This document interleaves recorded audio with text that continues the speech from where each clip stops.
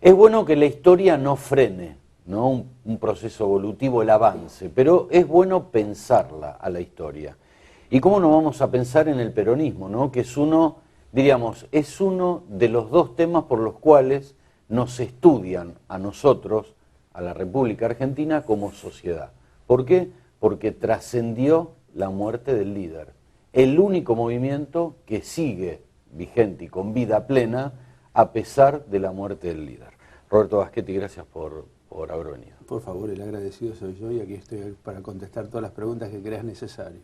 Bueno, tu libro justamente se detiene en esto, ¿no? Y en un momento, Roberto, muy particular. Por eso digo, la historia hay que pensarla, ¿no? Mucho se cree que comienza la violencia en nuestro país con el asesinato de Aramburu. Sostenés que no. ¿Por qué? Sí, lógico, porque precisamente el libro de alguna manera en su título ya explicita el contenido, se llama La violencia oligárquica antiperonista y cubre un segmento de tiempo que va desde 1951 a 1964. ¿Por qué 1951? Porque siendo Perón presidente y a punto de ser reelecto al año siguiente nuevamente presidente con el 62% de los votos, jóvenes oficiales del arma de caballería, que en ese momento era la élite del ejército y sus apellidos así lo ameritaban, Lanusse, Alzogaray, Delía, etcétera, etcétera, piensan matar a Perón, aprovechando que Perón tiene que ir a un acto interno en Campo de Mayo.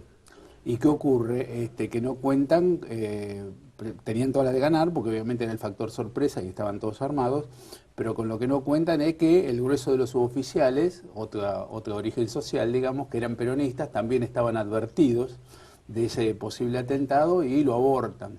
Entonces, a partir de 1951 y hasta 1964, que es donde corto la explicación del libro, que es el regreso fallido de Perón a la Argentina en diciembre de ese año, en una especie de contubernio acuerdo entre el gobierno radical, la dictadura de Brasil, donde lo paran a Perón y lo vuelven a España a su exilio, y también con el visto bueno de Estados Unidos. Bueno, obviamente el hecho de no permitir que Perón vuelva a integrarse a la política argentina genera también un rasgo de violencia muy fuerte, a punto tal que a partir de ahí son los planes de lucha de la CGT y hay 2 millones de trabajadores movilizados en la calle tratando de que haya democracia, que el peronismo no esté proscripto, etcétera, etcétera. Entonces, como te digo, entre ese periodo de tiempo va a haber de todo. 51, como te digo, digamos el atentado fallido de estos militares antiperonistas. El intento. 2 años más tarde, en el 53, bombas en Plaza de Mayo, cuando Perón vuelve de entrevistarse con el presidente de Chile, el general Ibáñez, porque vos sabés, había una especie de macro y a su vez pre-Mercosur, por decirlo de alguna manera, que era el pacto ABC, A de Argentina, B de Brasil, C de Chile, donde se generaban políticas económicas propias, un intento. Perón vuelve y reúne a sus partidarios en Plaza de Mayo para explicar los avances que habían ocurrido en ese encuentro y sectores civiles de lo que va a ser después la Revolución Libertadora ponen bombas en Plaza de Mayo con 5 muertos y el caos que genera obviamente bombas en el medio de una plaza cubierta. Eso es el 53. 2 años más tarde, 55, tenemos los bombardeos a Plaza de Mayo e inmediatamente, 3 meses más tarde, en septiembre del mismo año, el golpe sangriento que, digamos, lo hace aplicar a Perón y irse al exilio. 1 año más tarde, en 1956, los fusilamientos de civiles y militares peronistas. 1958, hay que recordar que estaba Frondizi en el gobierno, con los votos peronistas, porque el peronismo estaba proscrito, pero le había dado los votos para poder acceder a la primera magistratura. Genera un plan represivo que pasará a la historia como Plan Conintes. Conintes quiere decir Conmoción Interna de Estado, que precisamente llena las cárceles nuevamente de gente de izquierda y de gente del peronismo. Bueno, y así sucesivamente hasta esta fecha tope que yo te digo, el 64. Quien analiza todo eso, y yo lo pongo con nombres y apellidos, evidentemente va a entender que la violencia no empezó, como nos quiere hacer creer, una historia liberal, una historia mitrista, una historia conservadora, en el 70 con el secuestro y la muerte de Aramburu, sino que precisamente ese es el corolario de toda una serie de actos de violencia que proscriben al pueblo y no le permiten manifestarse en las urnas. Ahora, en esto, Roberto, bueno, es un detalle tu libro pormenorizado, ¿no? Con nombres, apellidos. ¿Por qué el peronismo es lo que es? Sí, es una buena como pregunta. un estudioso que sos vos, digo, ¿por qué es lo que es, ¿no? Hoy en el presente. Sí, lo primero que llama la atención es de que todos los movimientos sociales y políticos que se generaron a partir del peronismo en la misma época, Exacto, claro. en Latinoamérica, por ejemplo, ya no existen. Tenemos el APRA, que estaba en Perú, tenemos el MNR, Movimiento Nacionalista Revolucionario en Bolivia, el getulismo, digamos, en Brasil, etcétera, etcétera. Ninguno de ellos han accedido. Contestaciones puede haber muchas. Yo creo que el secreto está en las tres banderas históricas del peronismo, que tienen la misma vigencia que tuvieron en el 45 y que tienen ahora. Independencia económica, soberanía política y justicia social. Yo siempre digo que hasta que llegó el peronismo, el grueso de la población, de los ciudadanos de nuestro país, estaba lleno de obligaciones, pero tenía muy pocos derechos. Evidentemente, el peronismo da vuelta a ese país como si usted pone la mano dentro de una media y después la da vuelta, ¿verdad? Bueno, evidentemente ahí la gente empezó a tener todos los derechos que no tuvo antes y que siempre tuvo conculcados. Y eso, digamos, en el mito y en la realidad del pueblo no se olvida y se va transmitiendo de generaciones. Obviamente después están las nuevas camadas de dirigentes peronistas de mantener eso vivo, pero esa primera acción del peronismo dando justicia social no se va a olvidar nunca y hasta el día de hoy no hubo nada que lo haya superado. No, por supuesto. Y dentro de esto, Roberto, también cómo juega esto que es izquierda, derecha, centro, porque bueno, sí, es un abanico, convengamos, bondadoso, sí, ¿no? Sí, lo que compone hoy al peronismo. ¿Eso le juega en el proceso que marca el tiempo a favor o en contra? Bueno, por el desdibujamiento, disculpa, ¿no? No, digo, claro, ¿no? Está claro. Yo creo que cada coyuntura tiene su impronta propia. Y hay momentos que es más fuerte un peronismo de centro o un peronismo que se puede decir conservador, si se quiere, más a la derecha, y en otros momentos, cuando hay que empujar, cuando hay que lograr cosas, cuando hay que cambiar un status quo injusto, sectores del peronismo más adscriptos a la izquierda del peronismo o al progresismo del peronismo en todo el sentido de la palabra, toman primacía.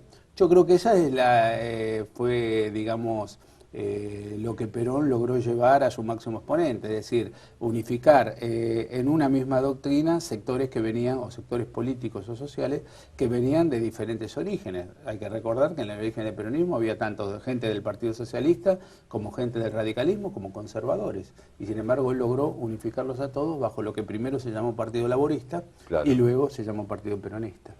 Claro, digo esto porque vos te referís justamente que al peronismo se le adjudica lo bueno y lo malo, todo, o sea, todo, ¿no? Entonces digo, bueno, ¿dónde estamos parados? Exactamente, ¿no? Exactamente. ¿Y está bien que le adjudiquen lo bueno y lo malo?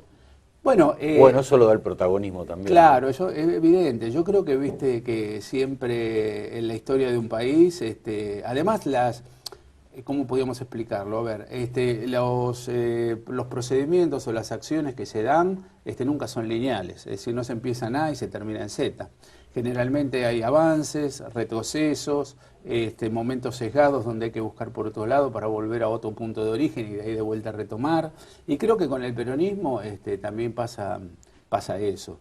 Yo siempre digo, la Revolución Francesa, un ícono, digamos, de nuestra historia social y política contemporánea, se hizo para terminar con la monarquía. De hecho, Luis XVI terminó guillotinado, y sin embargo todo ese proceso termina con Napoleón y con un emperador, o con dos emperadores. Entonces terminó una monarquía para que después haya emperadores.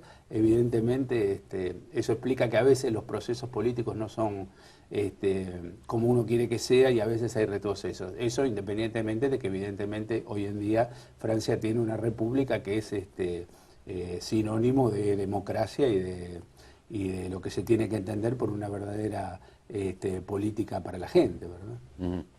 Roberto, tu libro rompe, ¿no?, con la historia. Bueno, uno puede estar de acuerdo o no, pero tu visión uno tiene que respetarlo, y bueno, y es una visión distinta.